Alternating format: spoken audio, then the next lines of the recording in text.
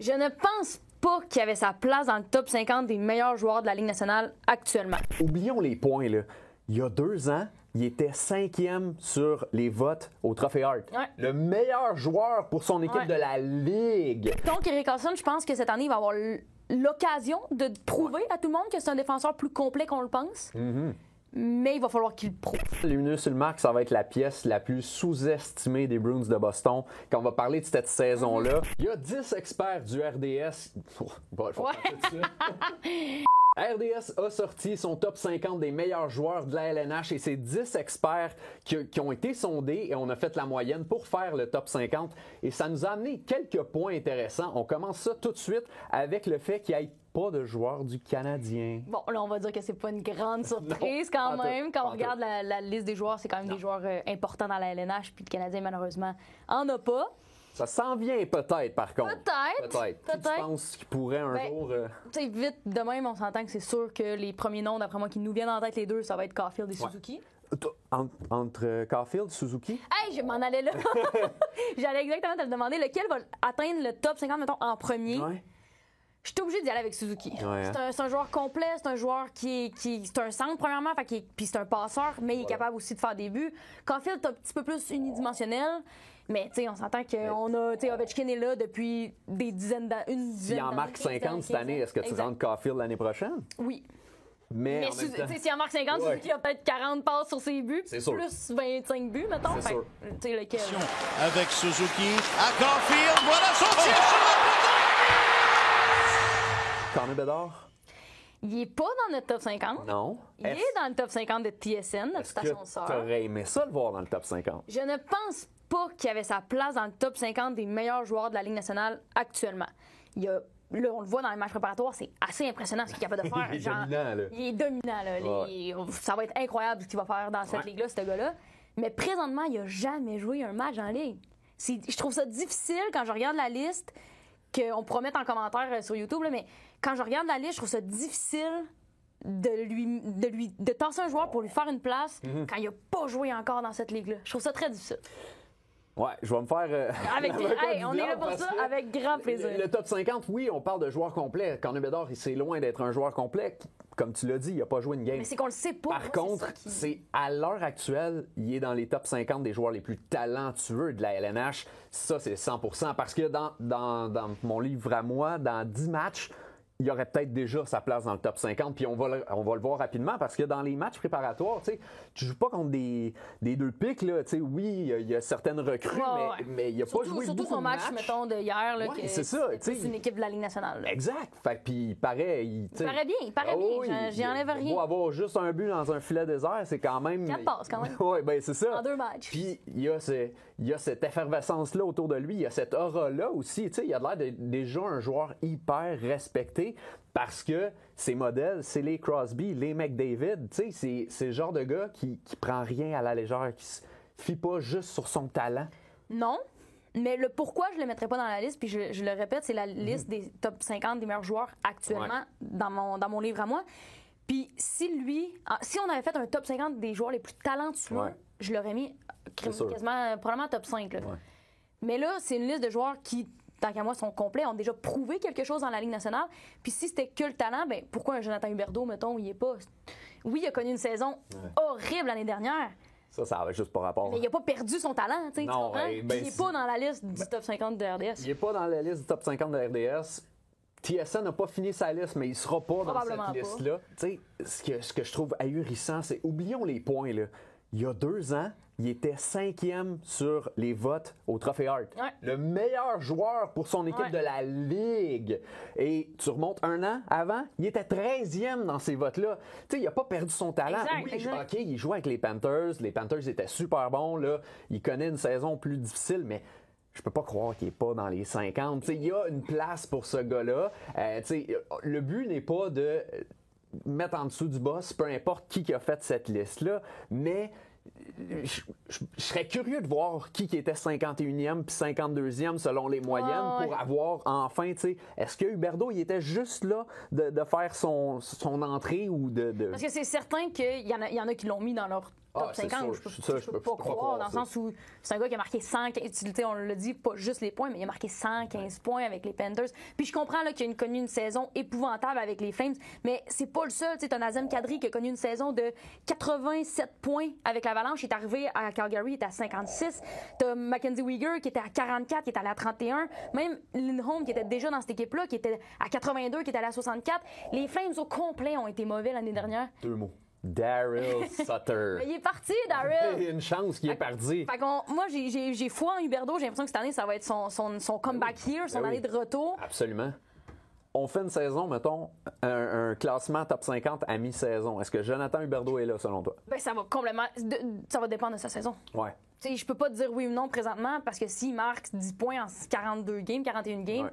La réponse va être non. Non, c'est ça. S'il en marque 35 en 41, la réponse va être oui, tu comprends? Puis ça va dépendre de ceux qui sont là aussi. T'sais, on a Mark Stone qui est 50e. Ouais. Selon moi, il est un peu sur un siège éjectable dans le sens où... Non, mais c'est probable. Puis je dis pas ça parce qu'il est 50e. Je l'avais dans mon pot, puis il est tout le temps blessé. Ben, ça aussi, tu sais, ça prend en considération. Un gars qui est toujours blessé, oui, peut-être talent, oui, peut-être c'est un gars qui est complet, qui est capable de soutirer la rondelle aux autres. Oui, parce qu'il est talentueux, Mark Stone, on s'entend, là. Mais... il joue 40 games par année. Exactement. Pour vrai, dans les dernières années, c'est épouvantable. Ça n'a pas de sens, mais c'est ça. Est-ce que, mettons, lui, justement, est rentré par la peau des dents parce qu'il y avait juste assez de votes devant? Non, mais c'est vrai! Oui. Mais, tu sais, parce qu'il y avait juste assez de votes. Mais là, tu sors un Huberdeau, tu sors son coéquipier, Jonathan Marchessault. Jonathan Marchessault, il est pas là. Tu sais, puis il vient de gagner le Conn Smythe. Mais tu sais, en même temps, ça, c'est tout des choix de perception aussi, puis des choix de ce qu'on aime, puis de ce qu'on veut voir. Tu sais, Linus Ullmark, mon Dieu, hein, oui. Linus Ullmark qui est le dernier gardien de la liste, qui est 47e. Le gars, il a tout fait de l'année dernière. Là. Il pouvait pas avoir une meilleure saison qu'il y a eu. Il y a eu 6 défaites seulement en temps réglementaire. C'est incroyable, avec 40 victoires. C'est historique, puis il est quand même loin parce que, bon, Hellebuyck, pendant plusieurs années, il a prouvé qu'il était bon. Vasilevski, Shesterkin, même affaire. Youssef Saros. Fait que, c'est des choix, je pense, c'est plus personnel aussi. Puis est-ce qu'on se fie à une seule saison ou on se fie à l'ensemble de la carrière aussi? Ben, c'est sûr qu'on doit se fier aux dernières saisons. Tu peux pas arriver à dire ce gars-là, il a dominé tout au long de sa carrière. S'il domine plus autant qu'il dominait, c'est sûr qu'il redescend. Je comprends le but de Linus Ullmark. Pour moi, Linus Ullmark, ça va être la pièce la plus sous-estimée des Bruins de Boston. Quand on va parler de cette saison-là, on va se dire... il était-tu si bon que ça ou il y avait une bonne équipe devant lui? Parce que là, ça a quand même beaucoup changé aussi à Boston. Là. Ben c'est ça. Est-ce que cette année, encore une fois, si on refait le classement à mi-saison, puis Ullmark, ben c'est la raison pour laquelle qui tient son équipe à bout de bras, ben là, peut-être qu'on le fait grimper. Tu sais, il dépasse peut-être justement Connor Hellebuyck. Tu sais, Connor Hellebuyck, oui, il a gagné. Tu sais, oui, il a maintenu aussi les Jets. Il a un trophée Vézina, mais quand même, tu sais, c'est pas... Mais il est loin d'avoir les meilleures statistiques l'année dernière. Puis il est 42e, là. Je veux dire, il est pas 3e non plus, mais il est quand même 5 rangs devant un gars qui a une saison historique, comme tu l'as dit plus tôt. Fait c'est à discuter, mais encore là, tu sais, Hellebuyck, c'est ça. Si tu fies aux 4 dernières saisons, mettons, je pense que sa place est complètement méritée. Puis Ullmark, ben, on l'a peut-être un petit peu moins vu aussi dans les saisons avant la saison historique des Bruins. Est-ce que c'est de la poudre aux yeux? La question se pose. On va le voir cette année. Comme on l'a dit, les Bruins sont terriblement changés. Beaucoup de gros morceaux qui sont partis. Peu qui sont arrivés quand même. Ça va être plus difficile. Fait qu'on va le voir si c'est que de la poudre aux yeux ou si vraiment c'est un gardien numéro 1, plus que numéro 1 dans la Ligue, un gardien élite dans la Ligue. Connor Bedard? Tu le vois à peu près où au même moment l'année prochaine? Encore l'année prochaine. Oui, l'année prochaine. On ne dira pas mi-saison. Moi, je le vois top 5. Top 5? Je regarde le top 5. Là, on a Connor McDavid, premier, bien entendu. McKinnon, deuxième. Draisaitl, troisième. Cale Makar, quatrième. Et David Pastrnak, cinquième.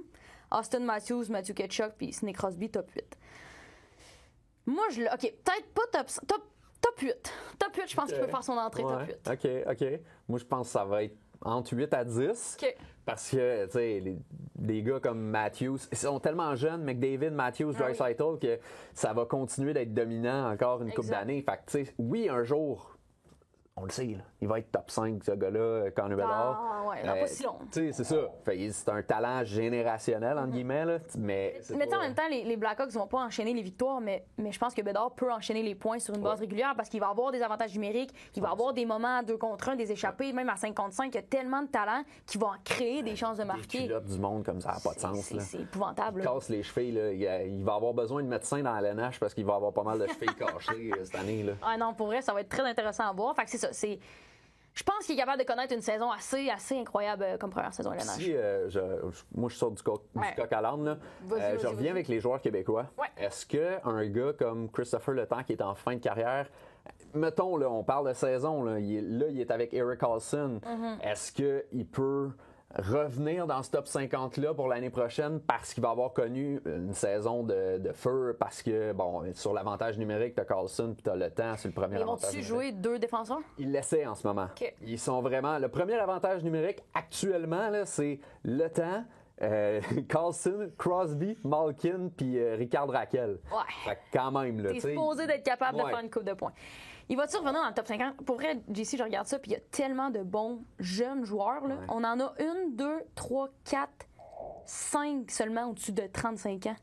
Tout le reste, puis on en a, écoute, au moins 20, au moins 15, au moins 15 en bas de 25, puis au moins 35 en bas de 26. Fait que c'est quand même beaucoup. Pas de sens, là. Fait que j'ai pas l'impression que le classement peut changer tant que ça. C'est plus les positions qui vont changer. Exact. Fait que de remettre... Tu sais, ça va dépendre encore là de la saison de Dougie Hamilton. Ça va dépendre de la saison d'Enze Kopitar qui est dans le classement. Ça va dépendre de la saison de Steven Stamkos. Fait que il y a beaucoup d'impondérables. Mais Chris Letang, moi, j'ai peur qu'il se fasse un peu manger ses points par Erik Karlsson, ben honnêtement. Ouais. S'il y en a un...